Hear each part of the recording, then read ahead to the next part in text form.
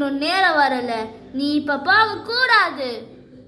நான் ஃபர்ஸ்டே கொல்லாம விட்டுட்டேன். இப்ப நான் கொல்லாம விட்டுனா அவன் எல்லாரையும் அழிச்சிருவான்.